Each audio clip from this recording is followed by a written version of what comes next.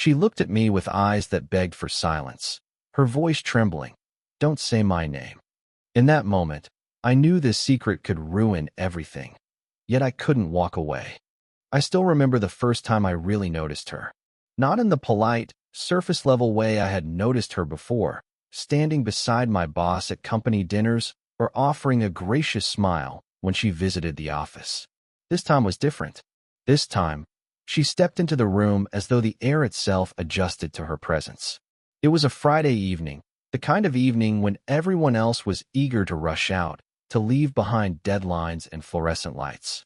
I stayed late, finishing up a report, when the glass door clicked softly.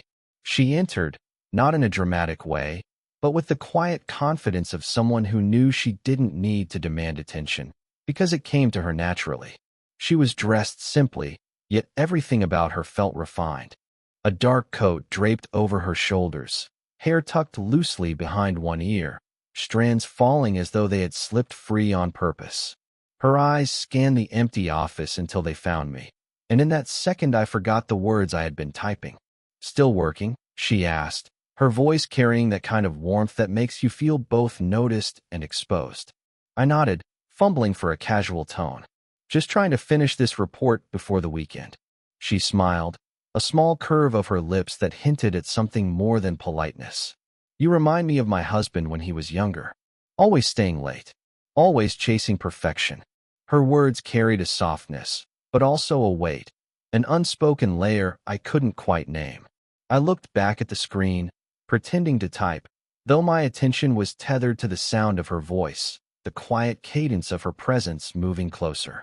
When she leaned against the edge of my desk, the faint scent of her perfume drifted toward me, something elegant, understated, with a trace of citrus beneath. It was the kind of fragrance that didn't overpower but lingered, wrapping itself around the air you breathed. She asked about my work, about how I was finding my place in the company, but the conversation felt less like casual chit-chat and more like a careful dance. Each question seemed to pull me further out of the fluorescent monotony of the office and deeper into a space that felt fragile, almost forbidden. Her hand brushed lightly against a stack of papers on my desk, fingertips grazing them as though she were tracing invisible lines. I couldn't help noticing how close those fingertips were to mine. And then it happened. The smallest pause, a silence that stretched just a heartbeat too long. She looked at me, her eyes steady but unreadable, and in that silence the air thickened with something unspoken. Before she turned to leave, she leaned slightly, close enough that her words felt like they brushed against my skin.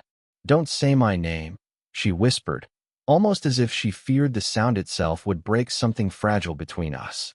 And just like that, she was gone, leaving me with the echo of her voice and a weight in my chest I didn't yet understand. The weekend stretched longer than it should have. I tried to distract myself with errands, dinners with friends, even a late-night movie, but her words clung to me, the way a song lingers after you've stopped listening. "Don't say my name." It wasn't just what she said, it was the way she said it. Low, deliberate, almost trembling, as though speaking her name aloud would summon something too dangerous, too close to what we both silently understood. By Monday morning, the rhythm of work should have grounded me again. Meetings, emails, the endless shuffle of paperwork. But every time the door opened, every time footsteps echoed in the hallway, my chest tightened with the hope, or maybe the dread, that it would be her. And then, late in the afternoon, it was.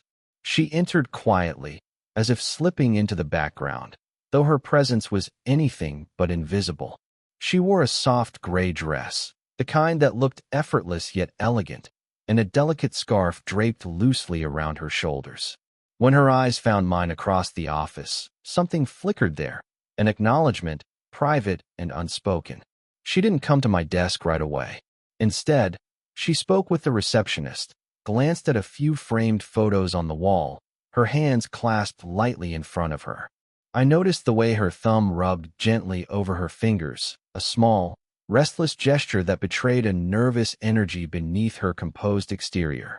When she finally approached, my throat went dry. "You look tired," she said softly, tilting her head as if studying me more closely than she should. "Didn't sleep much," I admitted. Her lips curved into a knowing half-smile. Some things stay with us, don't they? The weight of her words pressed between us, subtle but undeniable. She was talking about more than just sleepless nights, and we both knew it. She asked if I could help her carry a box of files from the conference room to her car. It was a simple request, something anyone in the office might have asked. But when I followed her down the quiet hallway, away from the noise of phones and keyboards, the air shifted. The space between us grew charged, filled with the tension of everything unsaid. In the conference room, she bent to lift the box, and instinctively, I reached out. My hand brushed against hers, warm and steady, and for a fraction of a second, neither of us moved. Her eyes met mine, closer now, softer, and I felt that same silence swell again, the one that seemed to hum with something just out of reach. We carried the box together, our shoulders nearly touching as we walked. Each step felt too loud, too deliberate, as though the hallway itself might overhear. At her car, she thanked me with a smile that lingered longer than it should have. And then, before stepping inside, she paused. Her hand rested lightly on my arm, a gentle squeeze that sent a current straight through me. Her touch was brief, but it carried the same warning as her whisper days before. This was a secret, and secrets had weight.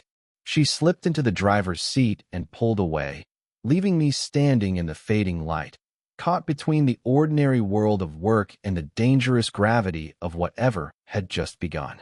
The following week blurred into routine, but routine had lost its comfort. Every task I did at work carried the undertone of expectation, as though at any moment, her presence might reappear to unravel me all over again. And then, one evening, it happened. The office had thinned out, most of the lights already dimmed, when I heard the soft click of heels on polished floors. She appeared at my desk, framed by the fading glow of dusk through the tall windows. "You're always the last one here," she said lightly, though her voice carried that same intimate hush she used the first time. I set my pen down, pretending calm. Maybe I like the quiet. Her smile was gentle, but her eyes searched me as if she wanted to read the truth hidden beneath my words. Slowly, she pulled out the chair beside mine and sat, folding her hands in her lap. For a moment, we simply listened, to the hum of the air conditioner, the faint city noise below. Silence had become the language between us, and yet it said more than words ever could. She shifted slightly closer, her arm brushing against mine. The contact was feather-light, but it drew my awareness so completely that the rest of the room faded. I could feel the warmth of her skin through the thin fabric of my shirt, and with it came a rush of quiet electricity that made my breath catch. "Do you ever wonder," she began softly, "why people hold back the things they want to say?" Her question settled heavily in the space between us. I swallowed, searching for steadiness. Because once it's spoken, it can't be taken back. Her gaze lingered on me, thoughtful, almost sorrowful. Exactly. The room dimmed further as the sun slipped lower, shadows stretching across the floor. She leaned forward, resting her elbows on the desk, close enough that I could see the delicate lines around her eyes, the soft curve of her lips as she pressed them together. "I shouldn't be here," she whispered, though she didn't move away. I should have agreed. I should have reminded her of everything that tethered us to restraint, her marriage, my position, the fragile boundaries of loyalty and trust. But the words stayed trapped in my throat, smothered by the closeness of her presence. "Instead," I said, "and yet, here you are." Her hand twitched slightly, as if resisting the impulse to reach for mine. She looked down at the desk, then back at me, her expression both conflicted and quietly desperate. The silence swelled again, charged and dangerous, until she finally rose to her feet. For a second, I thought she would leave without another word. But as she stepped away, her fingers brushed my shoulder. Just the lightest touch, fleeting yet deliberate. It was enough to leave a spark burning in its wake. She didn't look back as she walked down the corridor, her heels echoing faintly until they disappeared altogether. And I sat there in the fading light, my heart pounding with the weight of everything we hadn't said, everything we were both aching to confess, but couldn't. The air between us had become its own kind of gravity. Every glance, every silence, every near touch seemed to pull us closer, no matter how much we both pretended otherwise. It was late again. Of course it was late, when the moment finally came. I had been working alone for hours when a quiet knock broke the stillness. She slipped inside, closing the door behind her with the gentlest click, as though afraid the sound itself might betray her. "I shouldn't interrupt," she said, though her presence already had. I stood, unsure whether to welcome her or step back. "You're not interrupting." Her eyes softened, the tension in her jaw easing just slightly. "I just needed to breathe. To be somewhere that doesn't feel so heavy." The words caught me off guard, carrying a vulnerability she rarely allowed to surface. For the first time, I saw not just the elegant, composed woman who carried herself with quiet confidence, but someone who longed for a place to set down her burdens, if only for a moment. I gestured toward the empty chair. "Then stay, at least for a little while." She hesitated, then crossed the room and lowered herself into the seat. The silence stretched, but this time it felt different, softer, almost comforting. She ran her fingers along the edge of the desk, tracing absent patterns, her eyes distant. "You remind me of something I used to feel," she murmured, almost to herself. I leaned closer, drawn in despite the warning in her words. "And what's that?" Her lips curved into a faint, bittersweet smile. "Possibility." The word lingered, heavy and fragile. Before I could respond, her hand shifted, resting just a breath away from mine on the desk. My heart hammered in my chest as I let my fingers slide closer, slowly, cautiously, until the back of her hand brushed against mine. The contact was barely there, but it sent a shiver racing up my arm. She didn't pull away. Instead, she turned her hand slightly, allowing her fingertips to graze against my skin, tentative but deliberate. It was the first time either of us had crossed the line, and though it was nothing more than a touch, it felt impossibly intimate. She looked at me then, her eyes wide with something raw. Fear, longing, maybe both. For a moment, I thought she might speak, but instead she drew a trembling breath and whispered, "This can't happen." I nodded, though neither of us moved our hands. "I know." But we didn't let go. The office around us faded into shadow, the only lights spilling from the street lamps outside. In that quiet, our hands remained together, still and fragile, as though breaking contact would shatter the fragile truth we had finally allowed ourselves to touch. Eventually, she pulled away, rising with a kind of hurried grace. She adjusted her scarf, smoothed her dress, as though restoring the image the world expected of her. But before leaving, she paused at the doorway, her voice softer than ever. "Don't make me say it," she whispered. And then she was gone, leaving me with the warmth of her touch still alive on my skin, and the ache of everything we both refused to name. The days that followed were unbearable in their quiet tension.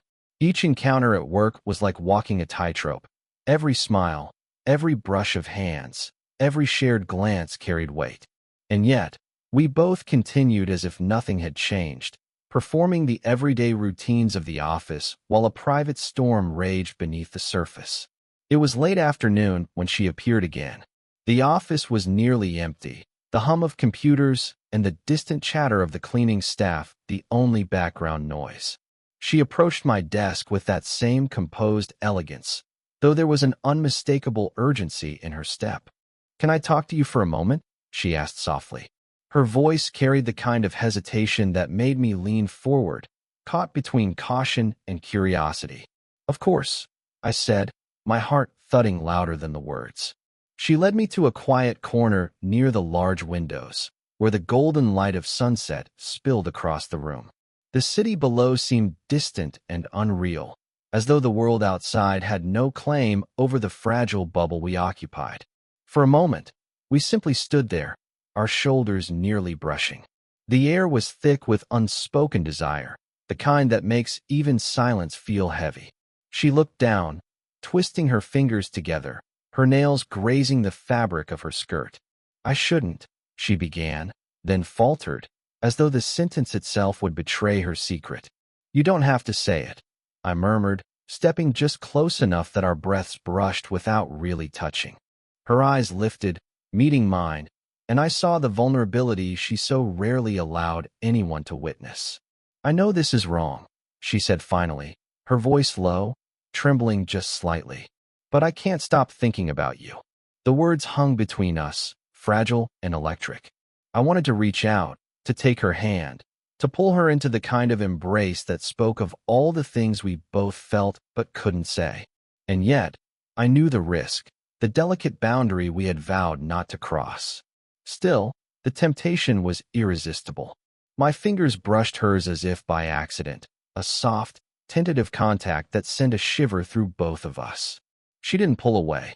Instead, she let her hand rest against mine, a subtle surrender that carried more meaning than words ever could. We stood like that for a long moment, breathing the same air, our hands alive with the tension of restraint and longing. Her gaze flickered toward my lips, then back to my eyes, a silent question that neither of us dared answer aloud. Finally, she stepped back, smoothing her dress and adjusting the scarf around her shoulders. "We can't," she whispered, almost to herself, as though speaking the rule aloud would make it real. I nodded, though my chest ached. "I know." She lingered for a heartbeat longer, her fingers brushing mine once more, a fleeting, almost accidental touch that left a warmth in its wake. Then she was gone, melting into the shadows of the corridor, leaving me alone with the echo of her presence and the ache of what we both desperately wanted but could not claim. That night, I realized that the restraint we had fought so hard to maintain was beginning to fracture, and that the moment we crossed the line, even just slightly, would change everything. The week after that forbidden moment felt different. Every encounter carried a weight, yes, but also an unspoken understanding. We moved through the office with the same professionalism, but beneath it, a quiet pulse of shared acknowledgement had settled between us. The tension hadn't disappeared. It had deepened, more intimate, more patient. It was late one evening when she appeared in my office again. The sun had long since set, leaving the room bathed in the soft glow of desk lamps and streetlights filtering through the blinds. She didn't knock this time. She simply appeared in the doorway, her presence both expected and utterly electrifying. "I needed to see you," she admitted, her voice low and hesitant. There was no pretense in her tone, only sincerity. I gestured to the chair across from me, but she shook her head. "Not there." Instead, she moved to stand beside me, her hand brushing lightly against the back of the chair as she leaned. The contact was delicate, almost accidental, yet it sent a quiet thrill through me. I could feel the warmth of her presence pressing gently against the edge of my awareness. For a long moment, neither of us spoke. The room felt small, yet expansive, as though time itself had slowed to accommodate the fragile intimacy between us. She reached out, her fingers grazing the edge of my desk, and then, more boldly, she rested her hand near mine. I let mine hover, not quite touching, savoring the electricity of proximity. "I've been thinking," she said softly, her gaze fixed somewhere between me and the muted cityscape outside, "about what it means to feel something you shouldn't and still choose to honor it." I swallowed, my chest tightening. "It's hard," I whispered, "to hold back when everything in you wants to reach out." Her eyes met mine, steady and vulnerable all at once. "And yet," she said, "we're here, together, even if only like this." I slowly reached for her hand, just enough for our fingers to intertwine lightly. It was a tender, deliberate act, not rushed, not urgent. Her skin was warm, soft, and reassuring. The simple connection carried a depth that words could never express. The closeness of two people acknowledging their feelings without crossing the line that would make it irreversible. She leaned slightly, her shoulder brushing mine in a quiet gesture of trust. The touch wasn't dramatic or demanding. It was steady, grounding, a promise that this fragile bond could exist without shattering under the weight of desire. For a moment, we simply stayed like that, hands intertwined, shoulders touching, hearts quietly aware of the unspoken connection that had grown between us. It was a surrender not of passion, but of trust and honesty, a recognition that intimacy doesn't always need words or actions to be profound. Finally, she pulled back just slightly, a soft smile on her lips. "We should go," she murmured. Yet even as she stepped away, the warmth lingered, a quiet assurance that this was only the beginning of something delicate, something real. As she left, I realized that we had crossed a threshold, not into recklessness, but into a shared understanding. A closeness that was both tender and safe, powerful in its restraint, and infinitely more intimate than anything either of us had dared before. The following week felt lighter, though no less charged. The quiet connection we had nurtured, our intertwined hands, lingering glances, and unspoken confessions, had become a presence in itself. It wasn't a secret I could name, and she didn't need to explain it. We simply existed in that delicate space where restraint met understanding, and it was enough. That evening, the office was nearly empty. I was packing up my things when the familiar click of her heels echoed down the hallway. She appeared at my doorway, carrying a small stack of papers, and paused when she saw me. The soft lamplight from the desk caught the curve of her cheek, the subtle lines that framed her eyes, and for a moment, she seemed entirely illuminated by the quiet city beyond. "I thought I'd bring these over," she said, her tone casual, but the way she moved suggested otherwise. Her hand brushed mine as she passed, deliberate yet gentle, and the warmth of that contact lingered longer than expected. We walked toward the elevator together, side by side, our shoulders occasionally brushing. Each touch was fleeting, yet heavy with the comfort and trust we had cultivated. There was no urgency here, no need to rush towards something forbidden. Only the quiet acknowledgement that we were tethered in a way neither of us had expected. Once inside the elevator, the silence stretched, but it was not awkward. It was intimate, filled with the rhythm of shared breaths and subtle awareness. She glanced at me briefly, her eyes soft and knowing, then smiled. A small, private smile that carried the weight of every stolen glance and tender touch we had exchanged over the past weeks. I'm glad we have this," she said quietly. "Even if it's just like this." I nodded, squeezing her hand lightly, a gesture that spoke of both gratitude and affection. "Me too." The elevator dinged, and she stepped out first, pausing at the doors. She looked back at me one last time, her gaze steady and warm. "Thank you," she whispered. "For understanding, for being patient." "Always," I replied, my voice low but certain. She smiled again, a mixture of relief and quiet joy, then disappeared into the hallway. I stood there for a moment, letting the silence wrap around me like a soft blanket. There was no rush, no dramatic confession, only the knowledge that what we shared, our restraint, our trust, our moments of closeness, was real and meaningful. Over the following weeks, the connection deepened naturally. We found small ways to be near each other without needing to speak the words that might complicate everything.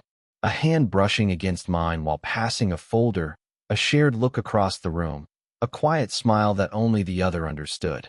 Every gesture reinforced the bond we had forged, a bond built on patience, understanding, and genuine care. By the time summer fully arrived, the tension that had once seemed impossible to bear had transformed into something comforting, warm, and steady. We had discovered that intimacy didn't require crossing boundaries. It thrived in the quiet moments, in the small, deliberate gestures that spoke louder than words ever could.